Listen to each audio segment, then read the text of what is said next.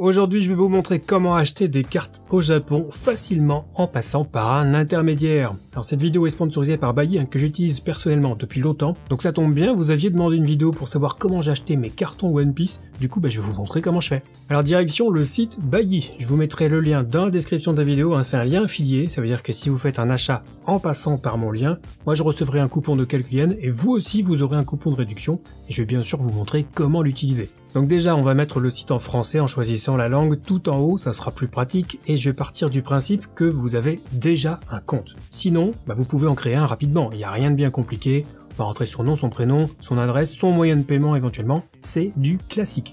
Donc, vous avez créé votre compte, vous êtes identifié sur le site, là on va s'intéresser aux différentes enseignes. Et pour vous montrer comment acheter des cartes, je vais prendre deux exemples. Je vais acheter, pour moi, un carton One Piece de la série PRB01. Comme il n'est pas encore sorti, je pourrais pas vous montrer la réception du colis, c'est une précommande.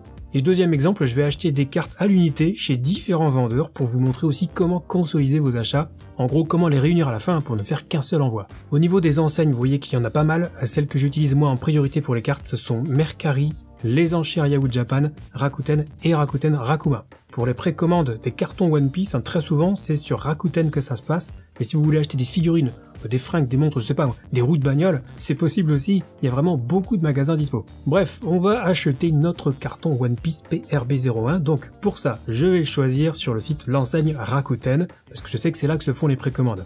Ensuite, tout simplement dans la barre de recherche, je vais taper One Piece PRB-01 et lancer la recherche. Alors j'obtiens plusieurs résultats que je vais trier par prix décroissant, puisque les cartons seront a priori les articles les plus chers.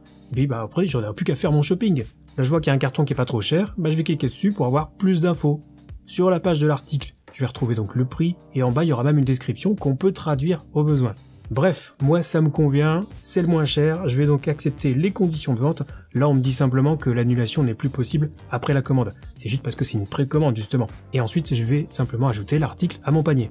Notez que vous pouvez aussi faire une recherche en japonais si vous voulez. Par exemple, pour un carton One Piece PRB01, je peux ajouter le terme carton en japonais, donc carton, ça marche aussi.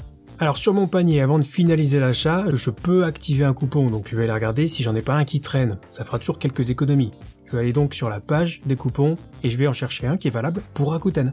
Moi là j'en ai un qui me reste de 10 000 yens, c'est beaucoup, qui est valable sur tout le site. Donc je vais prendre celui-là, le principe sera le même pour tous les coupons. Il faut d'abord l'activer pour qu'il soit ensuite disponible dans le panier. Donc j'active mon coupon, je retourne dans mon panier et je passe à la page de commande. Là je vais pouvoir choisir entre plusieurs options, qui sont d'ailleurs détaillées si vous cliquez sur le lien juste à côté. On a l'option standard qui comprend une assurance de la livraison plus l'inspection du colis quand il arrive dans les entrepôts Baiyi. L'option livraison assurée, c'est uniquement l'assurance sur la livraison aux entrepôts. L'option inspection, pour le coup c'est uniquement l'inspection par un employé de Baiyi pour vérifier si le colis est ok. Et l'option light, c'est rien du tout. Moi perso j'ai toujours pris l'option light, j'ai jamais eu aucun souci. Maintenant si vous êtes un petit peu frileux, on parle d'options à 300 ou 500 yens, ça fait entre 2 et 3 euros. Donc c'est vous qui voyez. Bref, sur la page de commande, je choisis donc mon option et je peux voir que les frais de service de Baiyi s'élèvent à 300 yens. C'est normal, c'est un intermédiaire, ils prennent une commission au passage, et encore une fois 300 yens ça fait moins de 3 balles, c'est quand même pas grand chose. Ensuite je vais pouvoir activer mon fameux coupon, puisque j'en ai un, il sera appliqué en temps réel, et vous voyez que le prix final change dès que le coupon est validé. Et pour finir, je vais choisir mon moyen de paiement. Moi j'utilise PayPal, mais vous pouvez renseigner votre numéro de carte bancaire, c'est comme vous préférez. Donc ensuite je valide, je m'identifie avec PayPal, je valide encore et ça y est, mon achat est finalisé. J'ai plus qu'à attendre qu'il arrive aux entrepôts Baiyi pour que eux me l'envoient par la suite.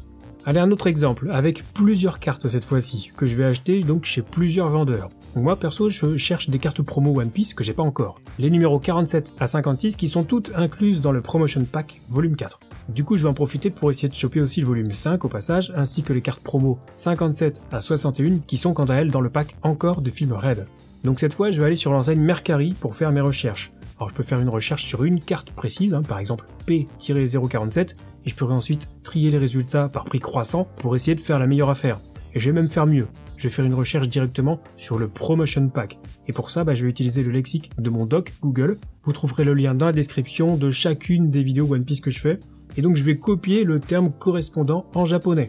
Ensuite, dans la barre de recherche de l'enseigne Mercari, je vais taper One Piece, je colle le Promotion Pack en japonais, et je vais ajouter volume 4, les résultats triés par prix croissant, et je vais pouvoir faire mon shopping. Donc là moi je vais juste prendre le premier pack, qui est le moins cher, a priori il est pas ouvert, donc ça a l'air ok. et sur la page de l'article, je vais pouvoir l'ajouter à mon panier. Je vais répéter l'opération avec le Promotion Pack volume 5, je prends celui qui m'intéresse, voilà, je vais sur sa page et je l'ajoute aussi à mon panier. Il me reste le Encore Pack du film Raid, donc je vais faire ma recherche avec le terme japonais de mon lexique, et là aussi, je vais prendre le moins cher. Sur la page de l'article, je vois même que là, le vendeur est vérifié avec énormément d'évaluations positives, donc je peux y aller les yeux fermés. Et j'ajoute donc l'article à mon panier. Il me restera plus qu'à valider chaque commande, comme on l'a vu pour le carton, avec le choix des options, perso je mets toujours en light, l'éventuel coupon de réduction et le paiement pour conclure. Donc on fait ça pour tous les articles, moi j'en ai 3, donc ça me fait 3 paiements avec PayPal. Maintenant rendez-vous dans quelques jours, le temps que les vendeurs envoient les articles et que ces derniers arrivent dans les entrepôts de Bailly. Quelques jours plus tard, tout est arrivé chez Bailly, donc je vais pouvoir donner des instructions pour me faire livrer chez moi. Du coup, sur la page récap de mes commandes, là je vois une option pour consolider mon envoi, ça veut dire que je vais pouvoir tout grouper en un seul envoi. Donc je sélectionne tous mes articles, et là je vais simplement consolider et confirmer.